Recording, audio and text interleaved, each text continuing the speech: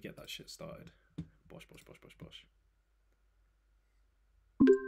All right, welcome everyone to the Catabolic Window. I have no fucking idea what episode this is. We've got JJ here, big man Josh Jenkins. Say hello to Hello. everyone. I'm back. Hello.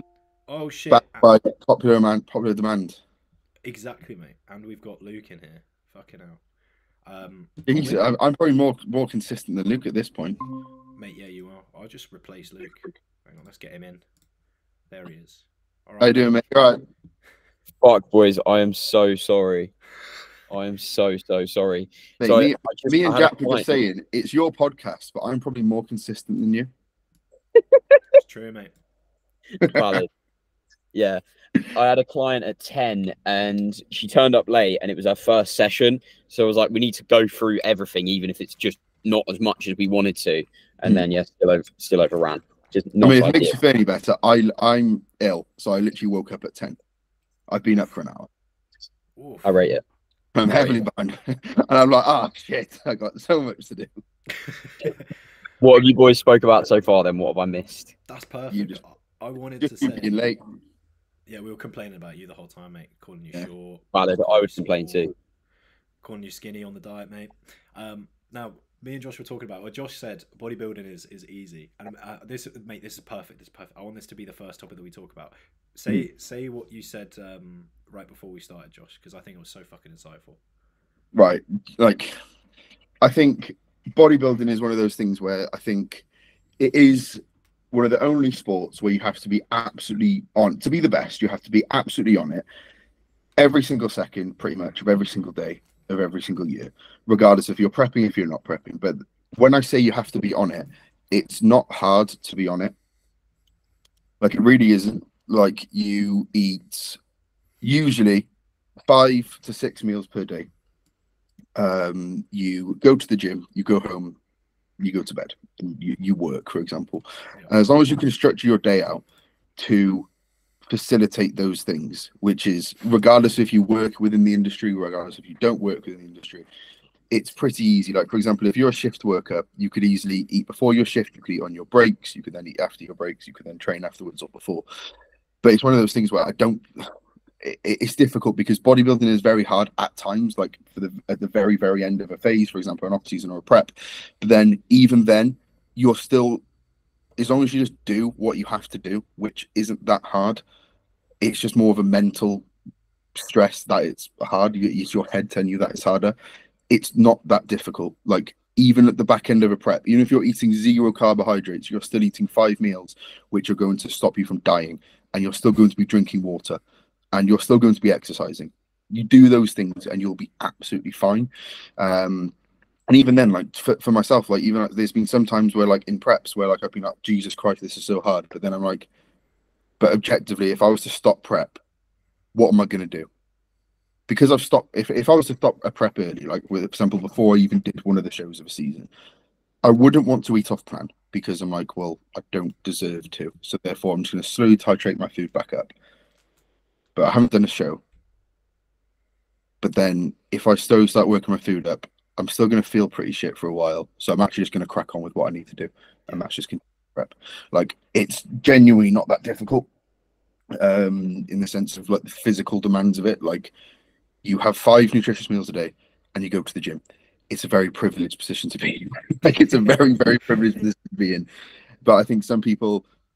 I think with social media as well, I think it's so easy to play up to the fact that something's difficult just so you can get people saying, oh my God, look how difficult this person's pushing. Look how hard they're pushing. Fair fucking play. When in reality, it doesn't really matter. Yeah. And the key thing there is you're saying that as someone who is bodybuilding and should be bodybuilding. Like, when you break it down like that, a lot of people are going to go, oh yeah, but, and the but starts coming. And I think, like, I was talking to a mate closely of mine who I've had 2 friends who were both talking about competing the same year as me next year, and they've both kind of said, like, we had some mates recently who competed and they saw them and they were like, oh mate, it looks so hard, I don't know if I want to do that. And they realized that it didn't actually align with, they were like, oh, I actually don't want to do that now, and they've both said they're going to move away from bodybuilding. And I think, but they haven't tried it.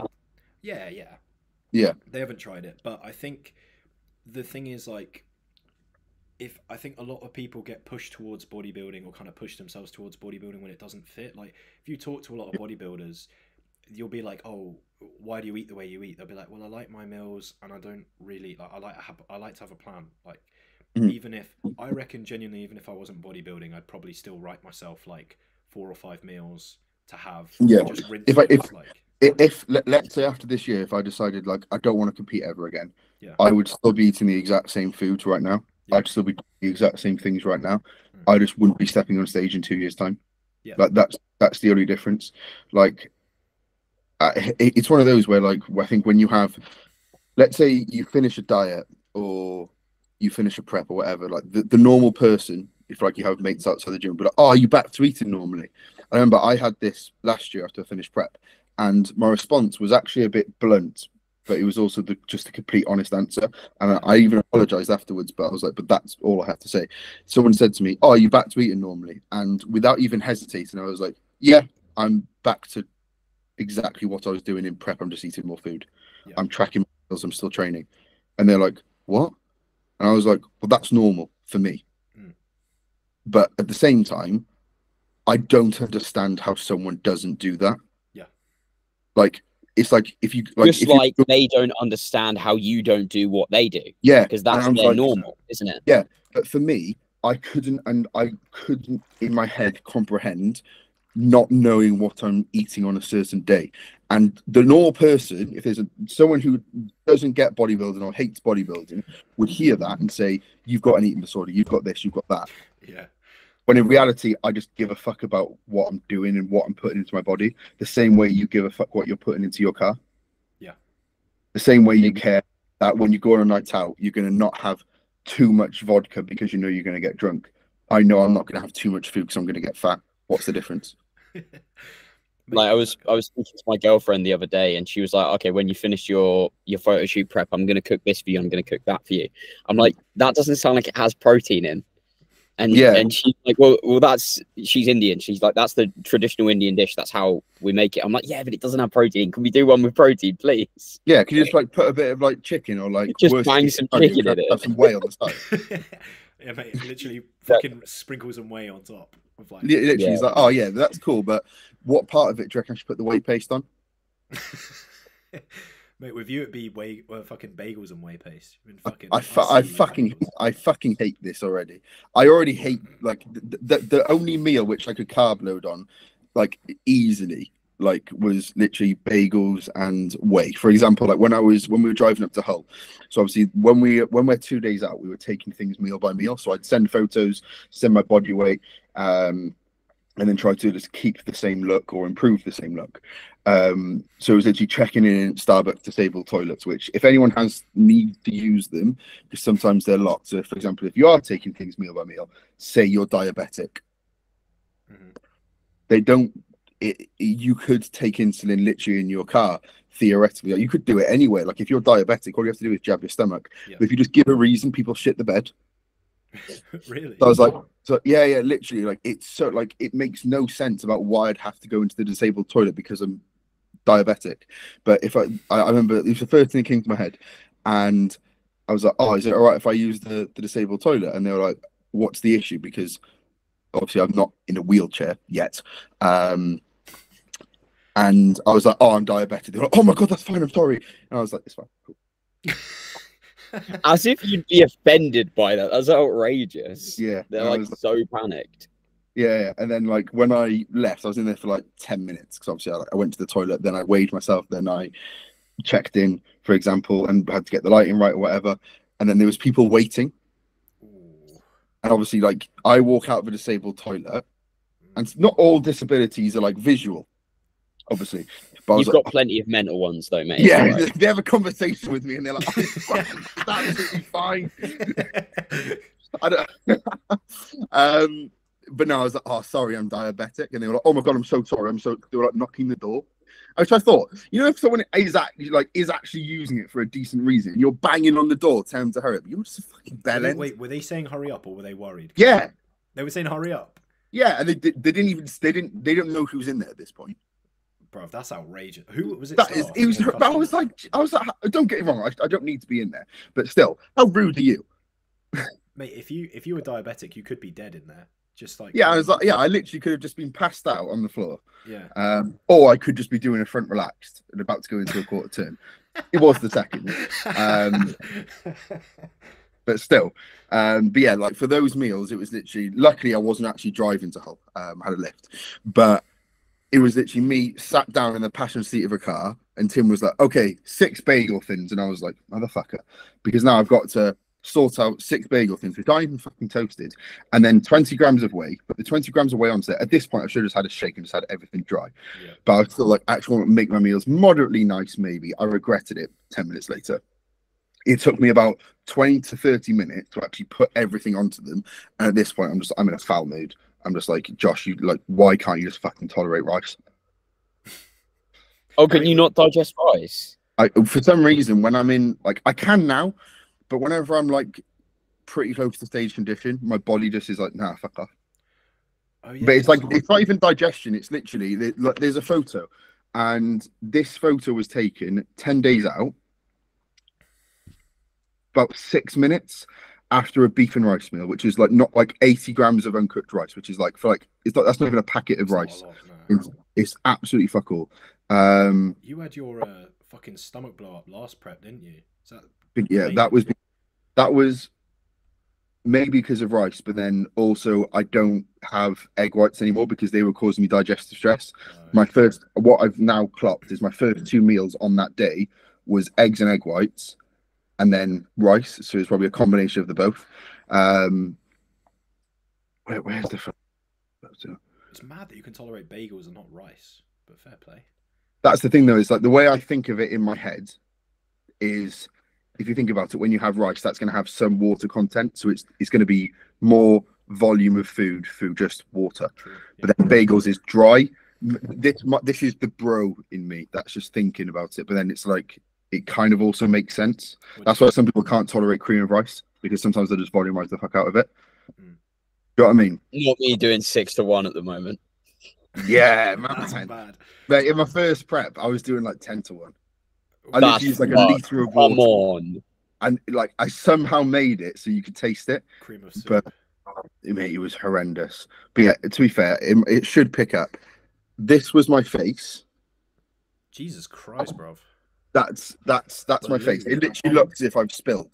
Yeah. Horrendously. But then like Tim was like, what the fuck? And I was like, mate, I've had rice. Like, that's literally it.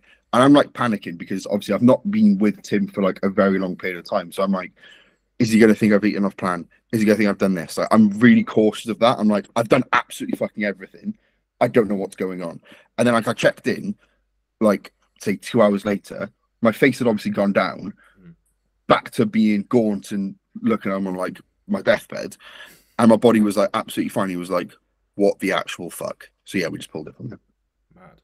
To be That fair, is nuts. the bagels you have to chew, and that's a big part of digestion alone. That's also something I said. People were like, when you're having that much, why don't you just have more bagels? And I was like, the reason I gave for not having bagels and actually having bagel thins sounds as if I'm just really food focused, but it's the complete opposite. It's like when you've got more food to eat, it takes you longer. But then also you spend more time chewing. Yeah. So you spend more, so you probably digest it to a better degree. As a result of that, it then digested perfectly and I was absolutely fine. So at least that worked. Yeah, once you've got what works, you just kind of have to like roll with it, don't you? There's no point worrying. There's no point like playing a risk with everything. It's like, yeah, my digestive system in a prep is very like touch and go. So I was like, I'm not even going to risk just going to bagels or even like fucking crumpets, even though it's realistic, it's not going to make a difference. But then what if it does? Yeah. You're just going to be thinking, why did I do that? Why did I do this? Like, I've seen people like, this is why like I'm not a massive fan of anyone who's prepping just counting macros, because towards the latter end of a prep, you're going to get to the point where I think if someone says they're not food focused in a diet or like the back end of a diet or a prep, you're lying. There's just two ways of fat. Yeah, exactly. Yeah, literally. There's two ways of being food focused. There's one where you just want to eat absolutely everything from McDonald's or whatever you want, just you're hoarding food, whatever, which is the negative. But there's another one which is probably a bit more positive, where you're just like, this is a bit shit now because I haven't got energy. I'd like more of my baseline diet, in my head just wants more of my baseline diet, or more cream of rice, or more oats, whatever that is, because I'm going to feel better, I'm going to train better. Yeah. That was where my head was at, which I'm quite lucky about, because it was never the case of like, oh, I'm going to hoard this and have this post show, because I didn't really care. Yeah. Like I was actually like, I'd rather just have a bit more of a normal food. I'd actually maybe want to have rice and not be able to die. That was it. I found myself with that like in the pre-prep, where I wasn't really like I remember Tom was like, oh, you can take a refeed, what do you want? And I was like, there's nothing really that like I want. I wasn't like waking up like, oh, I'd kill for this food. I just remember I'd eat, feel okay for 5 minutes, and then go right back into feeling shit. And I'd be like, I just want to like have more food so I can feel more okay for more time. Like, yeah, you eat cream of rice, you feel okay for a bit, and then you start to plummet, and like, yeah, just that feeling of like going back into the fucking the pit, bro. Yeah, it literally is, and it is unfortunate, and it's also something I've spoken about a lot, because I think with the time we're at now, where people are finishing their preps or about to finish their prep, especially if someone's a first timer, have in your head that you're going to be in prep for another few weeks. Yeah. Don't think that can you finish step off stage, you're done with prep, because you technically are in terms of getting you ready for stage, but you're not. Like, you're flat out not. Yeah. Because yes, you can have flexibility, and I'd actually encourage that, because the main thing, if you go through a bodybuilding prep, like Luke, I know, Jack, you're competing next year, but I know, Luke, you've competed.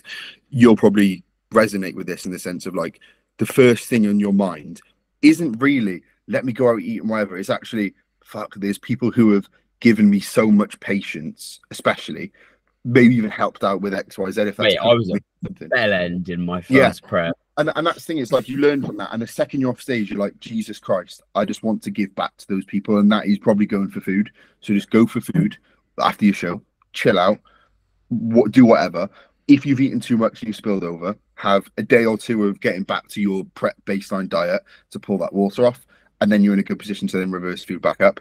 And then when you're actually reversing food back up, you're going to be even more hungrier, because you have food now, but you don't have as much as you want. So you're almost thinking as if, well, why can't I have more food? Because I'm not stepping on stage again. But your body is so responsive to literally anything and everything that you still need to be absolutely on it, because eventually you'll get to a time where this is like the perfect time of like an off season is when you're not at the start, you're not at the end, you're in the middle. If you go for an off-plan meal and you take away a meal, not even two, if you just take away one meal, your body weight doesn't really do much. Your body weight's absolutely fine. You don't have to stress about that. You don't have to stress about like, oh, is my body weight low enough to warrant going for food? Do I have to take away 2 or 3 meals to warrant this meal, or can I get away with one? You don't have that stress, and that's such a good position to be in, because you're just chilling out, you're enjoying bodybuilding, and you're actually realizing that bodybuilding, as I said before, is very fucking easy, and you have some fun. Yeah. Well, I don't think anyone wants to have a shit off season. They don't want to have a shit push up. No one does. They aren't willing to be diligent in those first couple of weeks afterwards. Their immediate desire to put it eloquently, eat shit. Yeah. Overcomes that. And that's like what you boys were saying earlier. It made me think of this, Jack, about your friends that were thinking about bodybuilding. Yeah. Like, there's very few people that don't want the outcome. Like, there's not that many people that genuinely don't want to be in good shape and be fucking massive, but they equally don't want to spend years training to get there. They don't want to, like a fucking robot, 7.5 days a week. That's not an actual time, but you know what I mean? They don't want to not go to as many social occasions. And it's the same, you see it literally fucking everywhere. Like, who wouldn't want to have a really good fucking job or a massive fucking business, but they then don't want to work the 60 hours that it takes to get there? Yeah. That's the thing. And then they wonder, and then they sit there and complain and wonder why they haven't got the thing.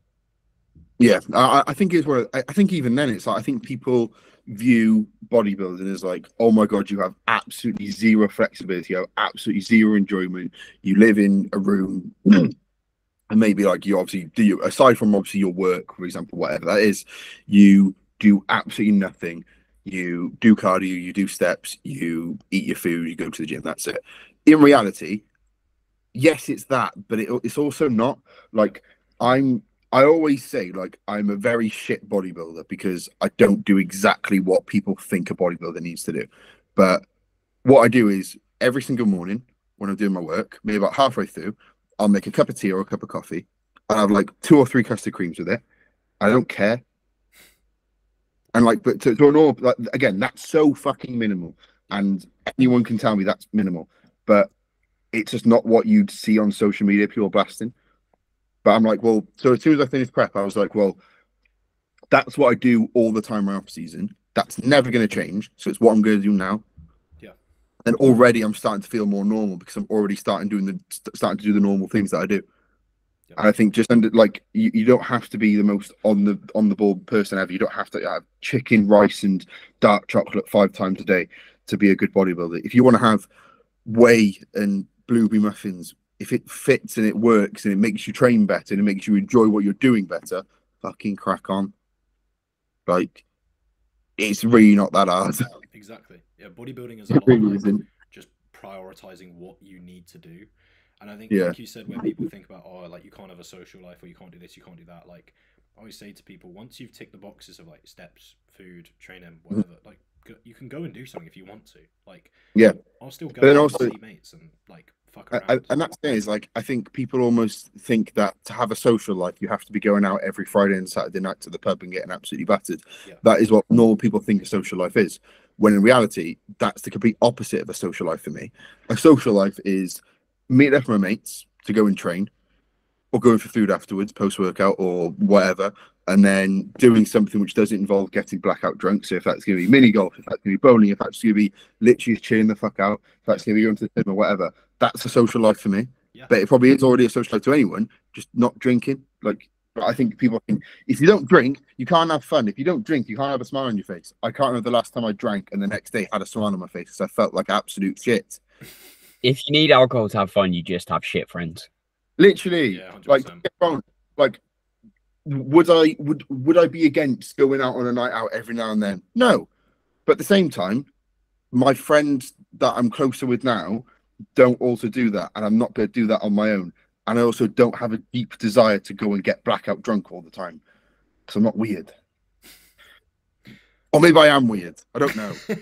No. I get you, man. Like, my mates will still, like, I've still got mates outside of bodybuilding who will like want to go to the pub, and I'll go with them, and they understand that like I will bring my meal prep and I will drink Pepsis, and like they're not big drinkers anyway. And like, that's good though. It's good that they like sort of like understand, because I think a lot of people, like, one of the main stresses, like, their mates outside of bodybuilding don't understand. Like, for me, when I first started getting into things, the people that I was surrounding myself with, they just found it weird. They found it like, oh, a phase, and I was like, well, no, I don't really want to do anything else. I don't really care. Yeah. Like, and then like now I'm probably at a point where I don't have any friends outside of bodybuilding, but I also don't care about that. Yeah. I think like I don't. I like, if I had them, sound cool. That'd be nice, because then when I did, when I was like, if we'd go for food for like someone's birthday or something, I'd almost have like an hour or two of just being like not a bodybuilder for a bit and just chat. I like, whenever they ask me about what I'm doing, sometimes I give a brief thing, but I'd be like, genuinely, don't ask you what I'm doing because I'm so bored of it. Tell me what you're doing. Tell me what raves you're going to. Yeah. Because I didn't say this, but I was like, I also don't care. But then it's also like, when I'm just like, this is something which other people are doing. And then I'm not gonna lie, sometimes I'd be like, when I go to like those sort of things, if it was like people that like were friends of friends that I kind of knew but I kind of didn't, I'd be like, I'm so happy I'm not like you. Yeah, it's infuriating because you don't have enough time to like actually fucking get through to someone, so they're just confused by what you're doing. Yeah. And then when you do have those sort of chats, it's almost like, and this is something which fucking grinds my gears. If you ever go out for like a meal with people who don't bodybuild, etc., they're like, oh, are you going to get like the least calorie option or the one highest in protein? I'm like, I will look at the calorie option depending on how much food I need to get in, because I want to get the most calorific thing. And they're like, what? Really? I was like, yeah. Or I'll just get whatever the fuck I want. Yeah, exactly. Yeah. And end. I think that the reason that like I've still got some mates outside of bodybuilding is partly because I think me and Luke talked about this on a podcast before, where like they've seen me be the skinny kid with the Tupperware, where they're like, what the fuck are you doing? And I was like, just kind of allow it, just go with it, just allow it. And like that's been like the past like 5 or 6 years. And so now that like they have seen that there is progress being made, and like I'm Yeah. coaching, and to an extent it's part of my job. Yeah, and now they're just like, oh, that's just what Jack does. Yeah, and it's kind of like, it's the same with like me and Luke were talking about this with like family. When you first start off, they're like, what the fuck are you doing? But then they see that it's actually what you're doing actually works. And now, because we look better than the average person, I don't think that's too egotistical to say. You don't, No. mate. Because we look. Yeah, to be fair, Luke Sorry, you looks line the me up average for that. person who's his height, so like he looks way better than the average toddler. Oh. Yeah, bro. Josh, you're supposed to be on my side. I'm Taking sorry. the We angle went of the about we went about 15 minutes or so without making a joke, so I felt that we just needed. Sorry. It's weird because it's Sorry. like now that like, you know, we've all got a physique which almost like justifies food in Yeah. Tupperware. When you were that guy who where it didn't, I think it was definitely harder than it was before. Like now if I'm like, you know, if I show up to something with Tupperware, people are like, oh, that's fine, it's expected, right? But before, it was like, why are you doing that, mate? Like, you're not big. What? Why I think it's also like something which you probably think within yourself as well, Yeah. because without even realizing it, you'll be thinking, well, I look a certain way. Without being arrogant, I probably look better than the average person, and we all I think we do. Yeah, I think it's fair to say we all do. So like now, I mean, the average person doesn't train, so yeah, I'd hope so. I'd hope we're better than that. Yeah. But like now, for example, if I'm driving somewhere and I walk into like, I don't know, like a services and like want to heat my food up, and I'm like, oh, do you know where the microwave is? Because usually in services now there's always a microwave. Beforehand I'd be like, oh, what are they going to think? Whereas like now I'm just going to be like, well, I don't care. Yeah, exactly. Yeah. Exactly, mate. Exactly. Because when I worked at the Starbucks there, they were like, oh, this one's for baby, like breast milk or heating up baby bottles or whatever the fuck. That's what it's for. I'm like, okay, but I'm going to use it. Yeah. What are you really going to do? It's exactly the same. Everyone was like, you can't eat in your lectures. I did it every single day for 3 years. And guess how many people said something? 0. No. They were a bit pissed off when I busted out tuna and rice, but it is. I think it's one of those where it's like, I feel like people, like, maybe it's because we're doing a certain thing, you feel like you can just bend the rules, but in reality you kind of can. Like, I was driving back from, you know, the UKDFBA show, which is on Sunday, the first proper natural show I've ever been to. Hated it. But no, my mate Ethan would be in there, so I was driving back and I needed a piss, so I went to the services, which, don't get it wrong, every service displays 24-hour toilets. I was like, oh, sound. I've been to this services this year alone probably about 50 times, and it was pretty much waterlogged, right? And there was someone just cleaning it, and he had his earphones in. And bear in mind, it's only like 9:30, so it's not even like a midnight shift. And I was like, can I use the toilet? He goes, look at the door. On the door, which I had just opened, which I had seen, toilet's out of use. And I also had to move some things which are stopping me from getting to the toilet. I was like, yeah, I know, I saw that. But if I go over and walk to the toilet, are you going to stop me? And he was like, oh, go on. And I was like, no need to be miserable, mate. But I was like, realistically, like, I need a piss. Where do you want me to piss? On the floor or in the toilet, which you've now waterlogged because you're cleaning them at 9:30 p.m. instead of, I'm assuming, when you were told to do it at 1 a.m. when no one's going to be using them. Yeah. And also, I feel the need to have a piss because I'm bigger than you. Smaller cock, bigger bladder. Yeah. Oh, that's still... No, he was in prep. It was definitely smaller bladder. Mate, I'm like, what, 3 weeks post-prep at this point? Still doesn't work. The benefits of actually getting stage condition for once, it's like, yeah, it doesn't work. Nah, bro, you don't need it. You don't fucking need that shit. No, trust me. I have absolutely zero reason for it to be used. There's absolutely 0 people in my DMs that I fucking love it. It's so peaceful. Now you've got us in your DMs, mate. Come on now. Yeah.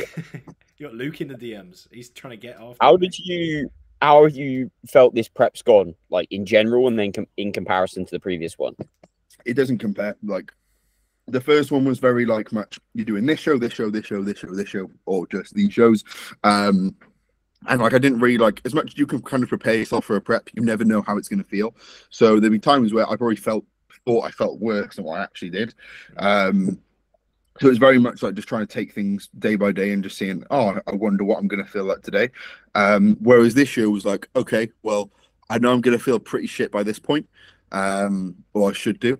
But then I also knew that I needed to be leaner. Like the main reason for me competing this year was, right, I want to be going into classic physique or bodybuilding. I don't really know which one I suit best at the moment, but I want to have experience getting into stage condition for bodybuilding and classic. And whether I look out of place on muscularity or not, I don't want to look out of place on condition, just so I can experience that, so that when I actually go through an actual structured prep again, as in planning it out years in advance, 6 months in advance, having a pre-prep diet, I then know what to expect. Because that was all this year really was I wasn't happy with the condition I got into last year. It was also miles off in terms of bodybuilding conditioning. So I was like, right, well, I want to experience that. And it's pretty much just have some fun, really. So this year was, and again, like it was different methods of coaching. So obviously last year I was coached by Reese, this year I'm being coached by Tim. So it was different methods simply based on the fact that everyone works a little bit differently.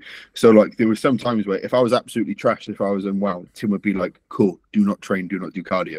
We'll just allow you to just settle down and probably stay within a deficit. So you're on rest day food and doing steps and still doing some fasted, and you'll be absolutely fine. So even like fatigue management, I think was done a lot better. Again, as I've said plenty of times, whenever I say that, that's not to say that if I was coached by Reese this year, we wouldn't have managed fatigue better. It was just, that's all I have to go off. Yeah. So in terms of this prep to last prep, fatigue was managed a lot better.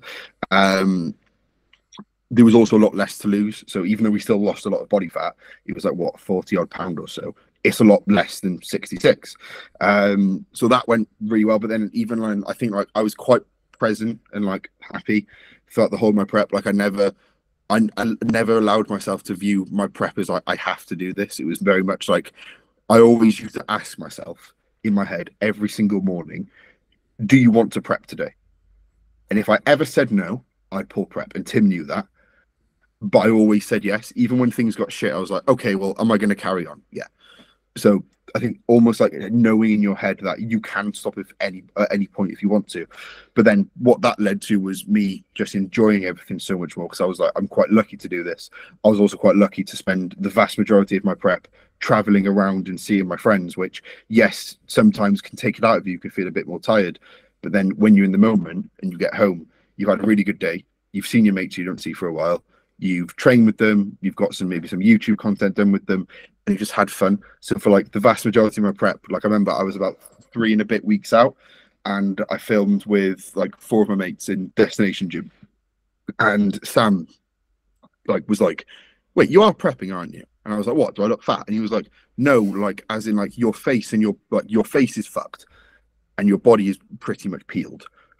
But you're 3.5 weeks out and you're still speaking like a normal person. I was like, well, yeah, because it's not your choice for me to prep. It's also not your fault that I'm prepping. And also, I like my friends. I'm going to speak to you like normal people. I think that's what some people forget. And that's why this year, like, it wasn't really that. It was hard to hold stage condition, which I've never had to experience as much. But it was just easy in the sense of like, I tried to have as much fun as I possibly could do. And I think that's what I think I'd say to anyone going into their first prep or just future preps is just try and do what you normally do and just try to have as much fun as you possibly can do, because it'll make your whole prep just so much more positive. So what you're saying is you weren't stressed about it and it went well. That's really fucking weird. Can't believe that. No, but that's not even not stressed about it. I didn't even tell myself I'm prepping. Like, I know I didn't really post about it until like 3 weeks out, but even before then, I was like, you're not prepping. Like, you're not. You're just eating these meals. I didn't know the macros of them. I just knew the amounts because I didn't care. I was like, well, this is what I have to eat. I don't care what I have to eat because I've got things to do. So it was more so like, I don't care if my food looks the nicest or it's going to fill me up for ages, because the most important thing is that I've got to be somewhere at a certain time. So I just basically made myself as busy as I possibly could do, but busy with things which I wanted to do. So not as in like busy as in taking on loads of work outside of coaching, which I'm not going to enjoy.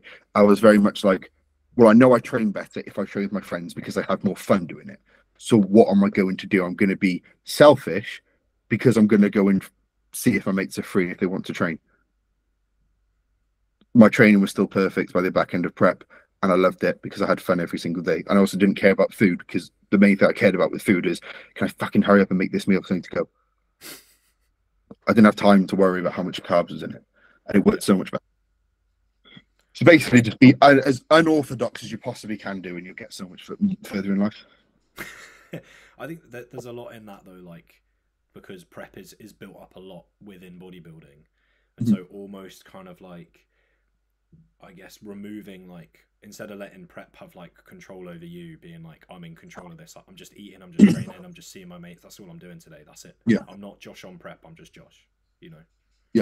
Yeah, literally, it's like, whether you, let's say both of you right now, let's say you are both 2 weeks out from a show, you're both the exact same person, but one of you is gonna go and see your mates for a bit. You're gonna go and train with someone in your gym. You're gonna, later on, you're seeing another mate, you're gonna go play bowling or something. But the other person is just gonna sit in his room, watch a podcast, maybe play some Call of Duty or whatever, but he's just gonna stay on his own. You're both eating the same amount of food, you're doing the same amount of cardio, you're taking the same fat burners or drugs or whatever. You're exactly the same person. Give me all the drugs. Yeah. But the person who's going out and maybe doing a few things to make them a bit more busier, to see their friends and have different conversations, is going to bed in a better mood. Yeah. And is enjoying their prep so much more. Yeah. Because you're forgetting that you're doing it. Yeah. Like pulling Because yourself if you remember that you've got not much food, your fatigue's quite high, your training performance maybe isn't as good as you want it to be, or it's not anywhere near like your off-season numbers, and like your training enjoyment isn't there, it's going to get you down. Of course it is. Like, no one likes going into the gym and pretty much having to suck up the fat before they even train, that they're not going to be able to add 10 kilos to the bar that they would do in an off-season. No one likes that. I didn't, as much as I kept my training performance really good, I knew deep down, I'm not going to add load much today. But if I can maintain stuff, then I'm happy. But that's not where my head likes to be. My head likes to be, if you don't fucking add load here, you're a massive pussy. That's my head. Yeah. But I tried to keep that head in prep, because I was like, okay, at least have that in mind. Because if you don't get to here, but you get to here, that's still 10 times better than last year when you were doing the bare minimum. Yeah. I think like a lot of people, when they diet, they're training, they let their diet influence their training a bit too much, particularly negatively. Like, whenever you, like, I've said it to clients before, but whenever you step into the gym, you just need to be in the gym. Like, don't think about what you've had today or what you're doing today or what you're doing later. It's just like one set in front of the other. The approach doesn't change. It should be the same. It shouldn't be like, I'm dieting and training. It should just be, I'm training. Like, if you feel hungry or you feel tired, cool, acknowledge it, but then move on. Like, I remember literally I don't think I've got the clip anymore, because whenever I post my training, I just delete the stuff from my camera roll. But there was literally, I was doing like a single arm pull down, and I was absolutely floored, and I was terrified about the fact that after my sets on there, I was gonna have to go and do a barbell row, and I think I was like 6 days out at this point. It was like my last full intensity session, and I literally went to the cable and I said under my breath, just fucking pretend you're in off season for 30 seconds. Just pretend you've had thumbs up, brilliant. But it was like, just pretend that you've had 150 carb pre-workout. Just pretend you have. Shock horror, I took a +1. Yeah. Oh yeah. I think it literally is just more of a mental game than anything else. Because again, you're still having some carbohydrates pre-workout. Maybe you're not. By the way, you're still having some form of nutrition. Yeah. You're still probably having a pre-workout, which is going to give you some caffeine, and you've also still got some muscle. So there's not really much of a reason why you should be just sacking everything off. Yeah. My main mindset when I was last dieting was like, I tried to tell myself, how did it go? It was like, don't tell yourself when to stop. Let when to stop find you. Yeah. Like, I think that, to be fair, I think that people could take that for just training anyway. Yeah. Is people chase failing a movement and they make it like they try and tell themselves that it's harder. Oh, my elbow isn't coming down. Oh, I failed. No, just do everything like you would do the first rep. When you can't do it, that's when you stop. Yeah, exactly. Literally every rep, just the intention of like think about getting it short, and then think about getting it long, and then think about getting it short, and just do that, and do it until you can't, and then you're done. Yeah. Like, always, if I don't know if anyone's the same, like when they diet, my brain will kind of like start to think when I train, and I'll be like, Yeah. oh fuck, like I'm 2 reps off, but I don't know if I can get that. I'll just tell it, I'll be like, shut up, it will find you, and like Yeah. just keep going, just don't think about it. Or when you get into the hard part of the set, they're like, well, I've already come this far, might as well Yeah. just chuck on a few more reps, you know, just one more. Like, but yeah, I think the biggest thing when you're dieting, or especially prepping, is just mentality. Like, you can't, and as well, like you said, remembering that you're choosing to do this. Like, realistically, you know, like when you're dieting, you could just stop. Like, no one's gonna die. It's not gonna affect you. It's not gonna hurt you if you stop Yeah. dieting, if you stop prepping. But realistically, you don't want to do it. So why the fuck are you complaining about it? Because Yeah. you're choosing to do it. You know. Yeah, like, and for example, let's say you were prepping and like for example, when I put up on my Instagram after the Yorkshire show that I was actually just done with prep after that day, I had people like thinking like, oh, you're not doing finals, and I was actually like, please read the post. If I say I'm not prepping anymore, it's because I'm not doing finals. You absolute twat. Like, please read it. But then it's also like, no one will. It's, let's say you finished the prep early, then you went like I did this year. No one's looking at it and being disappointed in you. Yeah. If anything, people are like, okay, yeah. Like, I literally had people commenting saying, this is what it looks like to prep for the right reasons. Because I think if you're not prepping for the right reasons, it's shit. But then again, it's like when if someone's dieting, for example, if you end a diet early for whatever reason, the only person who it's going to affect is you. So just make sure you're making that decision for you. I think it's the same with any sort of part of bodybuilding. It's like no one actually cares what you do. Yeah. Part of you. So just do what you want to do. A lot of people, I feel like, fall for like phase envy. Like when they're in off season, they're like, I can't wait for food to get low, or when they're in prep, they're like, I can't wait for food to get high. And yeah, just enjoy the moment which you're at. yeah. Not many people, like, again, as much as we said bodybuilding is easy, it's also a privilege. Like, there will be some people who, like, yes, bodybuilding is relatively easy in the sense of like all you need to do is eat 4 to 5 meals per day and then go and train. But then some people might have to work what 15 hours, 17-hour shifts, and they have to go home, and like they might be like a single parent. I know that sounds like very like extreme, and it's probably very different to like the topics which I've spoken about when I'm a bit more childish.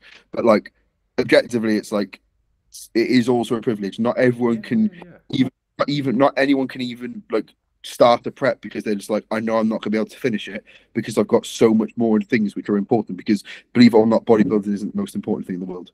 Yeah. There's so much more to life than bodybuilding, and I think people think I need to do it. But why? But they can't give you a reason. Oh, I just need to. And if they do give you a reason, it's like, oh, because this and that. I need to prove this to someone. No, you fucking don't. You're going on stage in literally a bit of dark tan, which if you don't put Vaseline on, it stays on your fucking fingernails. Oof.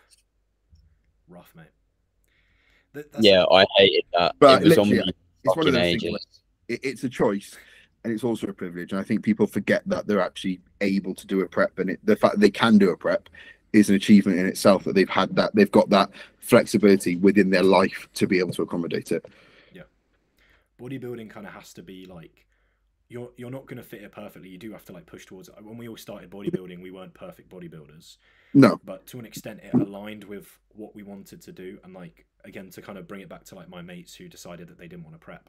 A big part of the reason for that. Do you know Ryan Hale? He's a client of George Osborne, natty guy, competed in a few shows recently. Yeah. But yeah, so like he's been prepping out of like 2 gyms near me, and like gyms that my mates go to, and they were seeing him get like leaner and leaner, and they're like, oh my god, he looks so lean, he looks so tired, you know. And like me talking to Ryan and like looking at him, it made me excited. I was like, I want to look how you look. Oh obviously, yeah. I'm not like, oh, I can't wait to feel shit. That's not like, no one looks forward to that. If I can get stage lean and not feel shit, I'd love that. But that's not how it works. But you know, just seeing like, being like, I don't care if I have to feel shit. I want to look like that. Like, I want to do that. Talking to him got me excited. Whereas like for other people, I think when you see someone competing, if your instinct is like, oh god, oh my god, no, I do not want to do that, like, you're not going to do it. You have to be willing and wanting to get to the other side. Like, the thought process of a prep and like giving absolutely everything to get as lean as possible to like fully showcase all of the muscularity that you have, getting so lean that so many people genuinely struggle to do it, like from a visual standpoint and a competitive standpoint, is so fucking exciting. Like, That's something I'd say is obviously you can never control where you place in like in a bodybuilding show. And to be fair, me and Tim laughed about this, and this is not to put shame on anybody else. Genuinely, if I did any single PCA show this year, aside from the 3 which I did, I probably would have won it. But objective, because there's been people who've done shows since like my first show, and I've beat them, but they've come first. So I'm like, but then it's also like you can't control, like, again, where you place. Really, you can't control who turns up. So like it literally is. In a way, it's a bit of luck, but then you can determine how much of a chance you have based on certain things. So if you like, what I would say to, like, say for example, Jack, with your first prep next year, is if you can with what you can control, if you can adhere to everything and bring the best thing you possibly can do, and there's nothing more you can do, regardless of where you come, you've won. Yeah. Like that, like, is I know that this year, aside from the last show where like maybe me listening to external stresses a bit too much took away from like the look, but I know in terms of like my adherence levels, there is absolutely zero I could have done more, because sometimes I was actually doing less because I was being told to do less, which was easy. But it was a case where like regardless of like where I placed, I did absolutely every single thing I could have done. I got into legit stage condition for the first time ever. I understood. I then realized how fucking difficult it is to hold that stage condition in between shows. Because it's not easy. It's so much easier to dig, because at least then you're like, I'm doing something. Whereas like when you've done all your steps and you've got no cardio, you've just got a low amount of food and you're just having to wait for the next day, it's horrible. But if you can do everything you've been told to do and not miss a beat in that regard, like you can come off stage first, you can come off stage 7th, but you'll be in a very positive place because you would have known that you couldn't have done anything more, and that's all you really can do. Yeah, you can't guarantee that you win, but you can sure as hell guarantee that you fucking don't if you don't do those things. Yeah, and that's the thing. It's like, don't get it wrong. Everyone wants to win a show. I wanted nothing more than to finish my season with a gold PCA trophy instead of 4 fucking silver places. I wanted a bronze one instead, because it's like a little bit different. But at the same time, it's like, again, I could, but then you could also go for quieter shows. Like I could have, like, instead of doing PCA Midlands, I could have done Fitex Wales. I would have won the juniors. I would have won the classic most likely. I could have had 2 gold trophies, but I wanted it to be within PCA or 2 Bros, because they're realistically, without talking bad on other federations, they're probably the best 2 federations in the UK. So I was like, well, if I get one, I want to earn it. But I'd rather do that and compare myself against good people and get the right feedback, and I did get the right feedback, and I'm fucking gassed with it. Yeah, but that's prep for the right reasons, and that's why you should prep. Like if you're prepping just to have like a gold trophy because you're like the only one in class, it's like, yeah, I've got a gold medal, right, from NFM last year, where I was the only person in the class. It's out of all the shows I've done, it's the only like either like participation or medal, whatever, like proof that I've done the show in a way. You get what I mean? That I don't know where it is. I don't know where it is. I don't care, because it doesn't mean anything to me. However, I've got the second from the first show last year, and then the ones from this year I think are downstairs. But I know where they are, and I'm proud of them. Yeah, because I know I've worked for them. Whereas like the first one, I could turn up to that show right now, and I'd still get the exact same placing, because there's fucking no one there. What benefit is it? Yeah, exactly. Like, I'm not too sure what shows you're like planning for next year, Jack. Is it early or is it late? Late shows. Okay, so what? First time is 5? Yeah. Yeah. So you're going into the busiest first timer show of the year. Yep. Fucking perfect. Yeah. And it's like some people look at that and it's like, oh, that's quite daunting. It's the biggest first timer show of the year.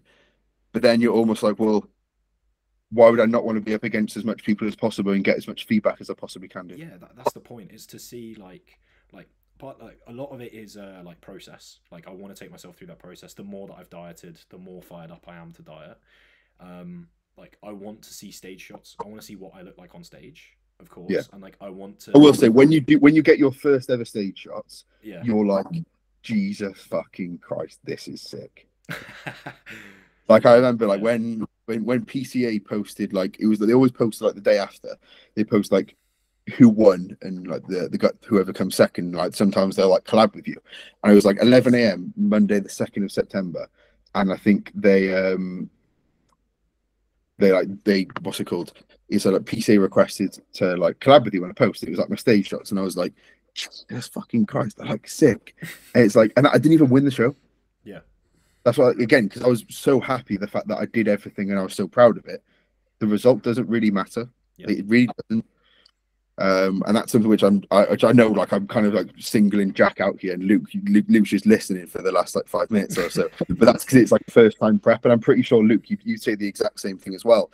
Is like try to, like, I'd say I know I've got a reel about this somewhere as well. Is like just have your focus as all you can. The only win that you're focused on is bringing your best and just enjoying it as much as you can do, because it's going to make you want to do another one. Yeah. And that's the best thing.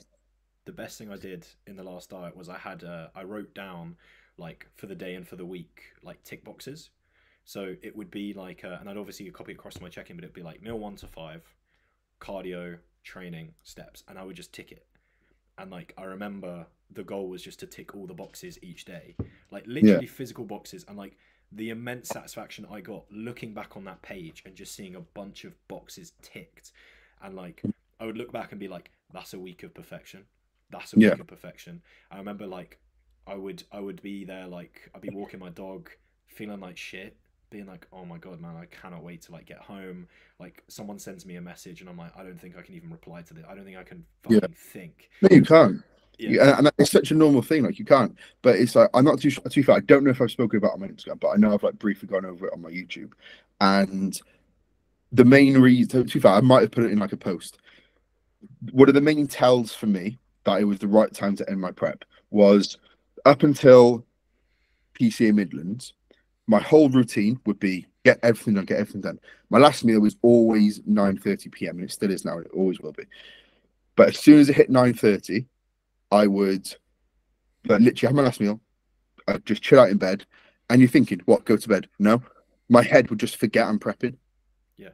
And I go to bed at 11:30, 12. But then with those 2.5 hours, I'd do what I hadn't been doing today. I'd start chatting to people again on Instagram. I'd start replying to people.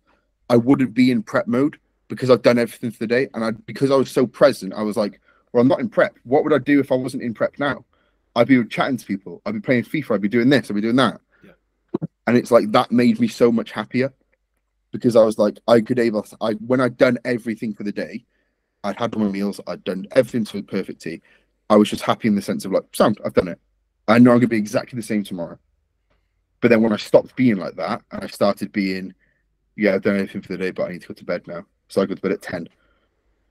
So it's when you don't want to tick those boxes anymore. Yeah, or you're not getting the same amount of satisfaction from it. And I wasn't even realizing, because like like I've said, I'm not going to sugarcoat things and say I go to bed at 8 p.m. I wake up at 4 a.m. and whatever. I don't. I still live the same routine lifestyle as I did before. I'll go to bed at 11, go to bed at 12. If the new FIFA comes out, I'll go to bed at 1, whatever. And then I'll wake up between like 7, 8, and then I'll crack on with work. But that's my routine and that's what makes me happy. So like in prep, there was no difference. If I started waking up earlier because of sleep was just a bit shit, I'd be like, well, okay, I've done all my work because I did it all last night. I've got nothing to do. So I'm not going to start my day yet because I usually start my day at this time when I weigh myself. So between now and then, I'm going to do absolutely fuck all. Yeah. But I'm going to enjoy doing fuck all. Yeah. Like I'd literally whack a podcast on, play some FIFA, play whatever, from like 4:30 a.m. till about 8. But then I was not stressed at all. Obviously, if work come through, if someone checked in really early, I'd do the check-in. Because do for the rest of the day. But then I was like, well, it was a really nice sort of time because I was so, for once in my life, I've actually like been able to take myself out of what could be a really stressful situation, which I'm quite prone to making situations more stressful. So like it was quite nice that I was able to do that. And that's something which I genuinely urge anyone to do within a prep is try to give yourself as much time to not be stressed. Yeah, that's where it works so much better. It makes a fucking difference. Yeah, I know what you mean. Because even this diet phase compared to like my prep, I'm pretty close to how lean I was this time, but I feel way better, and I'm like, my food's lower, my steps are about the same. Granted, I'm doing way less cardio. Yeah, but it's made a huge fucking difference. I've got a shoot now for the PC project call, but you boys feel free to carry on, or you can wrap up here. That's cool. I'm gonna go for a quick piss. Yeah, that's cool. Love to see you, Luke. Anyway, see you later, bro. Yeah, thanks. I'll see you in about 2 weeks. Right, I'm gonna go for a quick piss. Cool. It's just me on the thing now, mate. Yeah, if you want to fucking take it away, go. Right. Hello. The last time I was on like a podcast on my own was actually my own podcast, Bodybuilding and Beanies. Don't look at the most recent one. Not the most recent. Depends when this goes out. The Q&A episode. We had a question which I didn't really want to answer on my own because it was a bit not difficult to answer, but it was very much like a bit more personal to answer.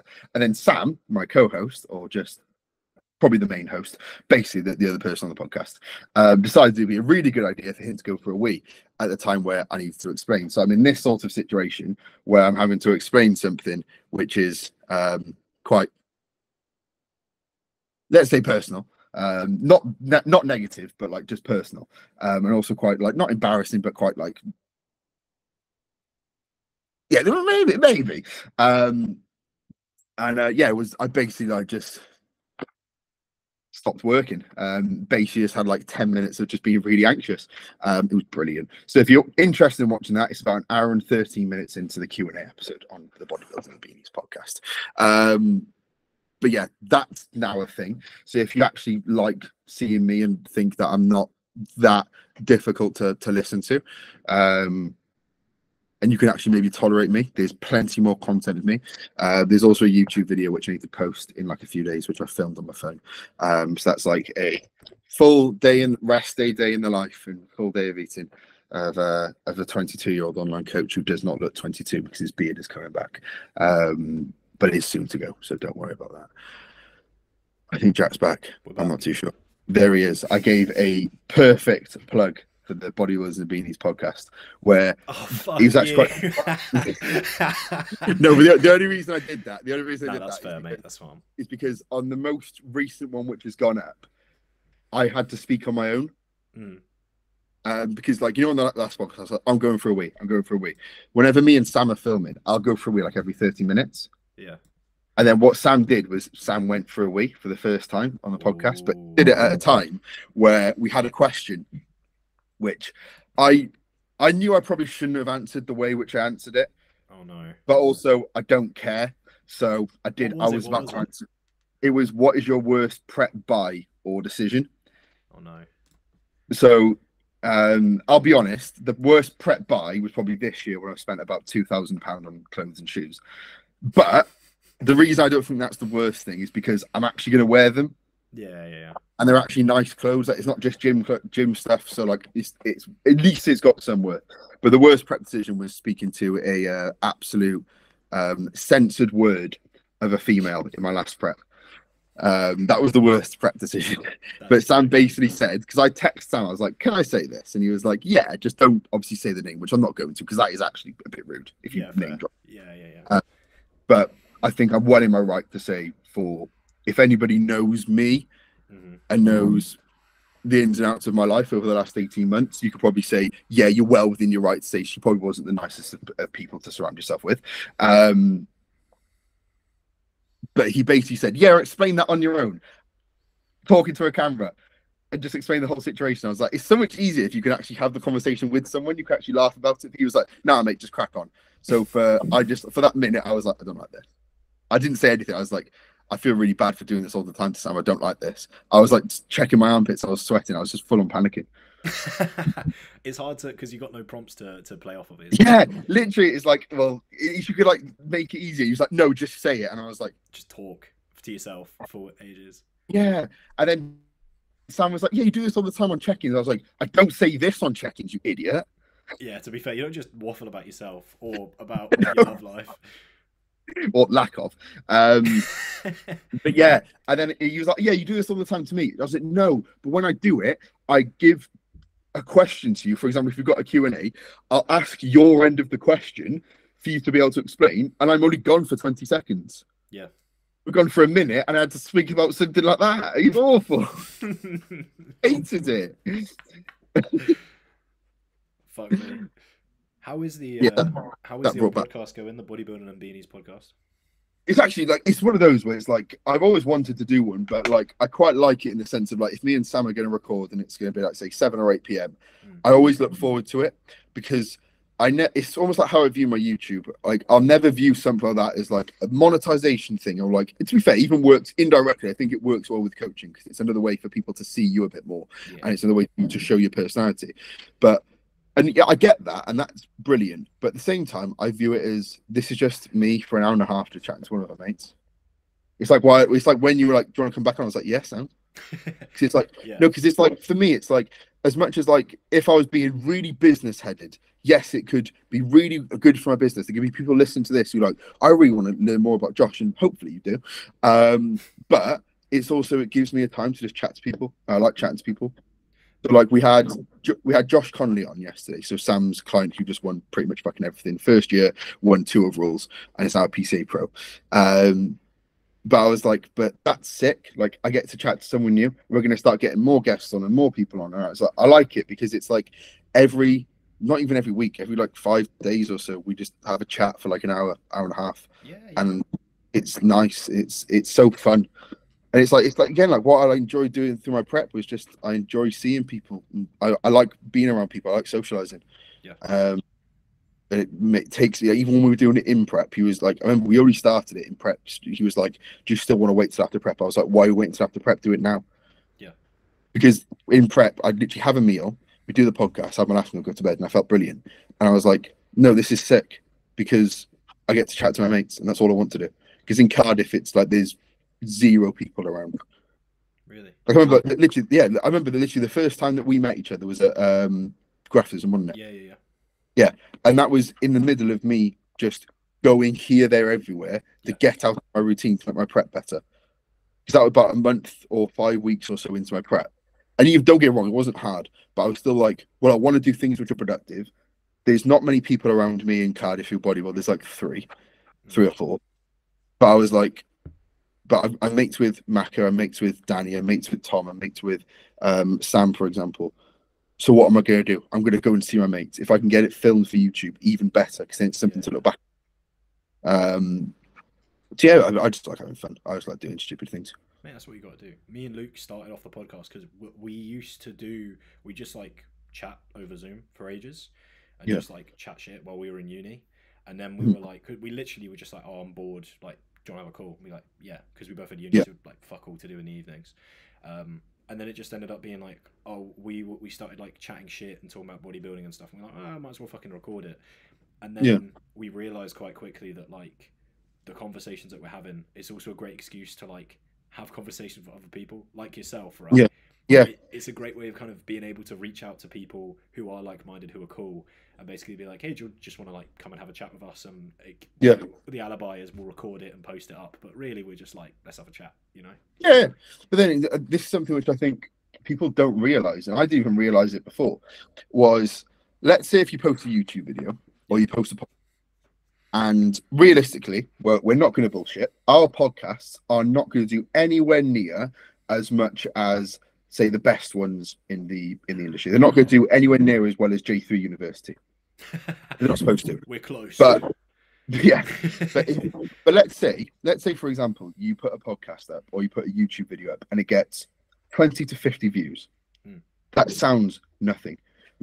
That's 20 to 50 people who have clicked on your Instagram, who have gone to your YouTube and have watched long form content of you. Yeah. And that's where people are like, and if you're getting that consistently, like I've got like, don't get me wrong, the reason why I did like a full day of eating on from yesterday is because I know people like just watching food stuff, and like my 2 most viewed videos are full days of eating because people just find it more interesting. And I completely get why.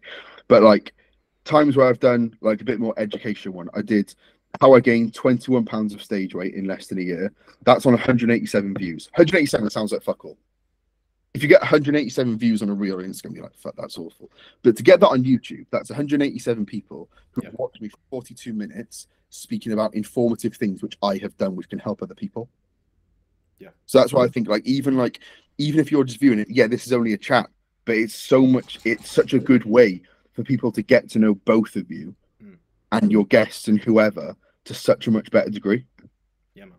Yeah, I think if you look at it as like especially because like our podcasts are like an hour or like 45 minutes to an hour, so if we're getting people that are willing to listen to us for that long, usually that implies that they're pretty invested in us. Like, yeah, a lot of people who do listen to the podcast end up becoming clients for me or Luke, and a lot of our clients listen to the podcast.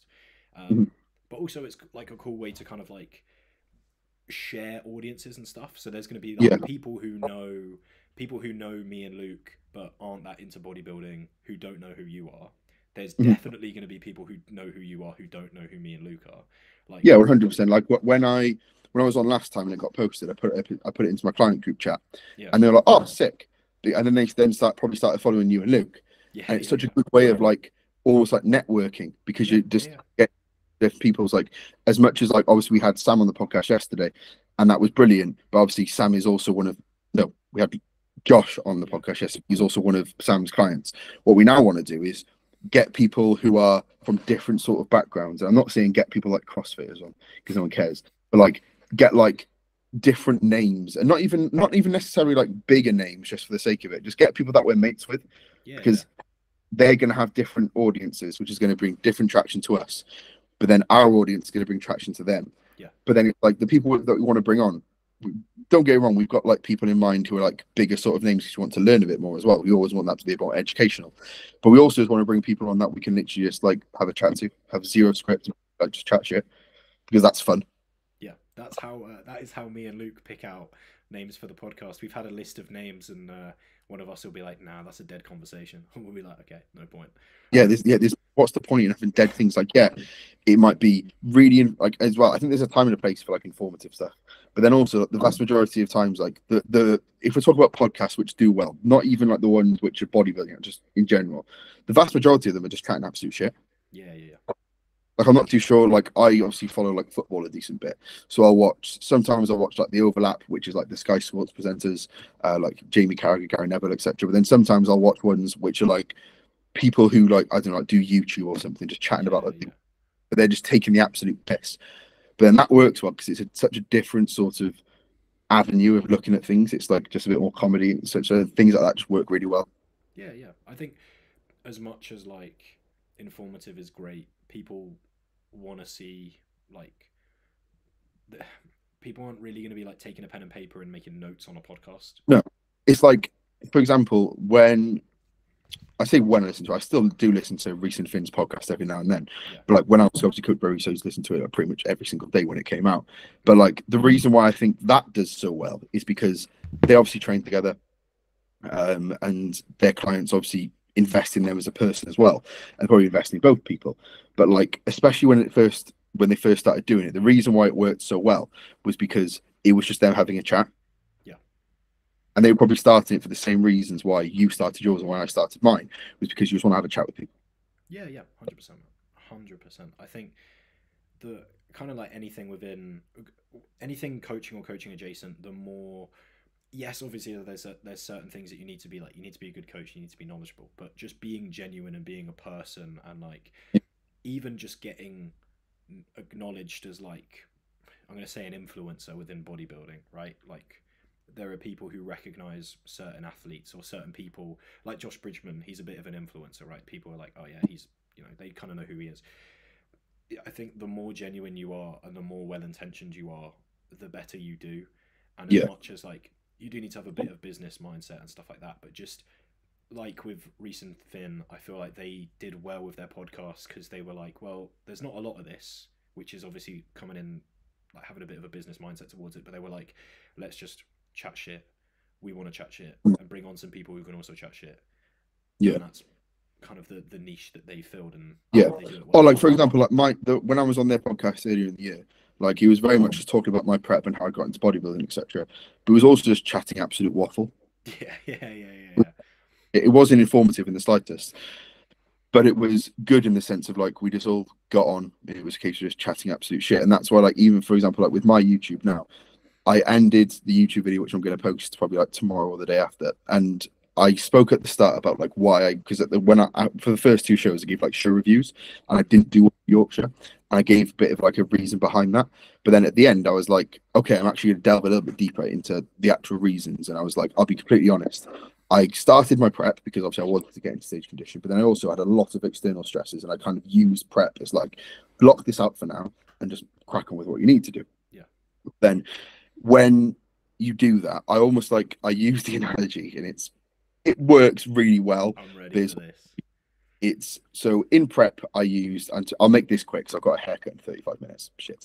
I use a diuretic, and the diuretic which we're using essentially just prevents as much as possible a spillage of fluid, a spillage of from carb loading, to the point where you might get it 2 days after you take it out. So it almost just prevents it, and if you get the spill, it's after the show, so it's not much of an issue. That was almost like how my prep worked. It was like, I know I've got all this external stress, which is going to make me feel quite shit.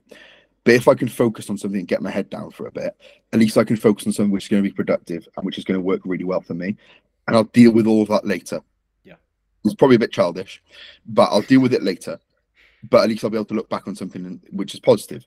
Unfortunately, the prep pushing things away and preventing the spill stopped working as much as it possibly could do. So that's where I was like, right, my head is probably not in the best space to continue with the prep, because I'm now beginning to deal with, or needed to deal with, what I should have done in May. Mm-hmm. You know what I mean? So that was where like that was, and I spoke about that, and I was like, I'd take absolutely zero shame in that, because there's external stress which I have to deal with are normal things. Yeah. It's just not the right time for me to prep. And I think that's something which I think is important to understand, that sometimes you need to just do what's right for you best, even mentally, which I don't actually speak about that much on my Instagram, is that I'm a person as well. And I do have, as much as I take the piss, I'm a normal person who does deal with normal life stuff. The key thing is like you've got a good level of self-awareness and self-understanding, though, that like that probably wasn't an overnight decision. As much as like I've seen you post the fucking, it was like a voice note to Tim or something, you're like, oh, should we prep?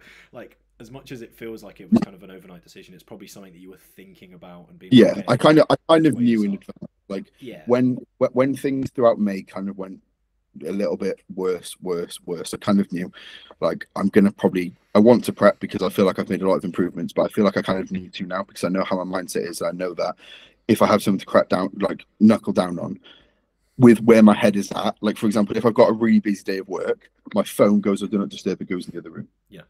It doesn't even need to go in the other room. You literally go there and it's absolutely fine. But I'm tunnel vision, I'm cracking on with work, I'll focus on afterwards. So I was like, I can do that with the prep for 3, 4, 5 months if I need to. And that's going to push things back, which, yes, I have to deal with it at a later time, but I can then deal with it when I'm content with something. Yeah. Or, potentially you're in a better position. I think, there's a difference between turning a blind eye and procrastinating something than there is, I guess, putting a pin in it and circling back to it. Like, if you know that you actually can deal with it at a later stage, which you are presumably. Don't get me wrong. Like I don't think it takes a absolute idiot to probably read between the lines in terms of what I'm saying, but I'm not going to say it. But it was where I felt pretty shit about certain situations, and I felt kind of in a way like fucked over.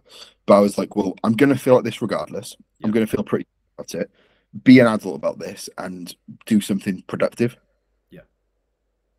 So I was literally like, right, okay, Sam, crack on with this, do that. And like now I'm like, okay, I've actually got to deal with things, but I can deal with things knowing that I've handled things this year really well. Yeah. Which in years before I wouldn't have. I can kind of relate to that in a way. Like, if you've got something going against you, it kind of helps balance things out. Even if it's something completely unrelated, if you're just having something going for you, like any kind of like personal stress, or any stressor at all, even just having something to look forward to, or something where you're like, if you catch yourself being like, oh, I'm upset about this, or I feel you know, however negativity I feel Yeah. about this, you can just channel that into, well, I got this. I'm Yeah. moving towards this. Yeah. You know, Literally, like within like, say for example June, so I was still transitioning into like getting into a prep and just like, right, I didn't plan this, but I need to shift my head towards this. So I was like, right, I'm gonna be so on it with coaching. If someone sends me training clips at 9 p.m., I'm getting back to them by 9:05. If someone checks in late and they check in, I remember someone checked in at midnight before I was going to go to bed, so I was like, cool, do it now. Yeah. Just make yourself as busy as you possibly can do, because I know when I'm busy, I don't worry about other things. Yeah. I know. And even like, you know, people say that when they're like working like maybe a shift job, just look busy. But even then, you think that you're busy. Yeah. Do you know what I mean? Yeah. So I think at that point, it's really important. I'm not even trying to make this specifically about me. I'm just trying to say, like, in terms of anything, like, whenever you're stressed or busy or you're worrying about X, Y, and Z, just make yourself busy with things which are going to provide you some sort of benefit. Yeah. Like, even like I'd be like, right, what am I going to post this week? What's a good post? And as much as I couldn't post that I'm X weeks out or whatever, I could be like, okay, well, this is how I'm looking now.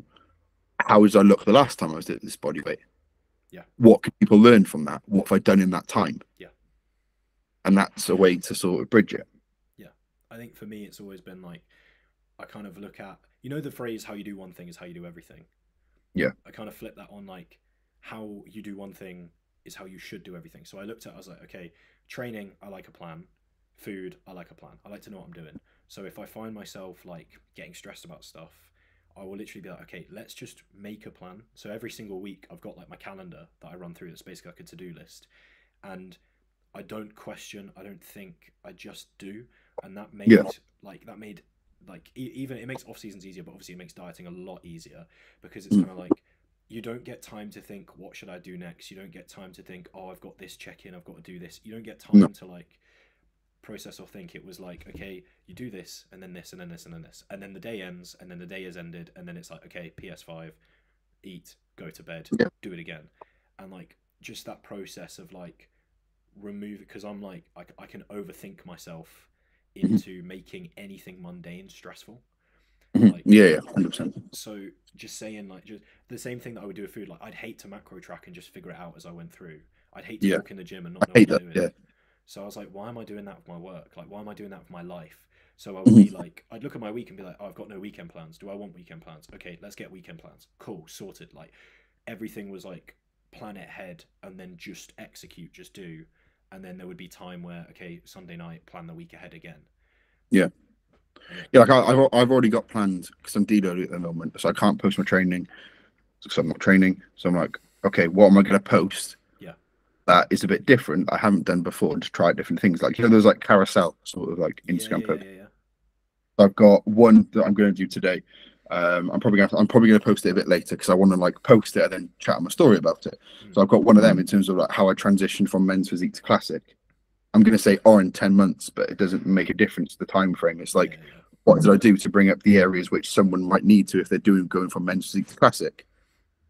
It's pretty simple, but sometimes we struggle with that. But I think having some sort of plan in that really works well. Yeah, how you do one thing is how you do everything. If you know that you're someone who likes structure and routine, fucking embrace it. That's the thing. That's the beautiful thing about bodybuilding is it's like, and it's kind of cringe to say, but it really is like self-mastery. It's like just knowing, like, you're not only like, you're gonna eat food and you're gonna go to the gym or you're gonna move. You might as well eat and move in a way that's gonna benefit you. Like, you're gonna go on your phone, you're gonna go on your laptop. You might as well do it in a way that's gonna benefit you. Like, and that's what we do. Just everything is like, when we're going on our phone or on our laptop, it's to like create content or to coach. When we're moving around, we're not just going on a walk, we're training. When we're eating, we're following a nutrition program. Everything is like, you're not just surviving, you're like thriving. You string, like, instead of a week being like, oh, I'm just older, I'm just further along in my lifespan by a week, it's like, I have something to show for this. I'm further ahead, I'm moving in a direction. I think that's again, it's kind of cringe to say, but that's the beautiful thing about bodybuilding. Is that it gives so much even without realizing it. Yeah, exactly. You know what I mean? All right, I think we'll wrap up there. And, that's all cool. So where can people find you? What's your information? My postcode is TF. No, so my Instagram is joshjenkins.1. I'm pretty sure that's my YouTube as well. So just those two, really. I'm not going to plug my TikTok because I absolutely fucking hate it, and also I can't be asked posting on it. Plugged it last time, mate. Come on now, consistency. Yeah, yeah. Aside from that, podcast I mentioned. If you actually somewhat enjoy me to a certain degree and don't find me incredibly intolerable, Bodybuilding and Beanies podcast. I think it is on YouTube, or on Instagram. I think it's BB and Bean. Spotify, yeah. Yes, yeah. I found out how to do that, so I was quite happy with that. But no, that's on there as well. It's very much similar to like how I probably come across. Like it's me and Sam just having a bit of a chat. Sometimes there's a bit of a structure to it. Sometimes the Q&A, for the most part, it is just me and Sam having a catch up. Even though we know exactly what the other person's done, we just want to have a bit of a chat. It's quite fun. Fantastic, mate. Thanks for coming on. I really appreciate. No, thank you for having me on again. Like literally, like when you said, "Oh, do you fancy coming on?" I was like, "Yes, yes, I do. I love chatting shit." So, yeah, thank you very much. And Luke, if you listen to this part, thank you very much as well, mate. I'm sure he, I don't know, says something insulting. Pick any insult for yourself, apply it to yourself, and that's what Luke said. I'm trying to think of one which people don't use all the time. Are you actually picking an insult for yourself? Yeah. Incredibly mentally unstable to the point where it actually works as a positive. Yay! Turns it into a compliment. All right, thank you, mate, for coming on, and thank you everyone for listening. No, thank you very much, mate. Have a good trip, mate. I will do. Thank you very much, mate. See you in a bit.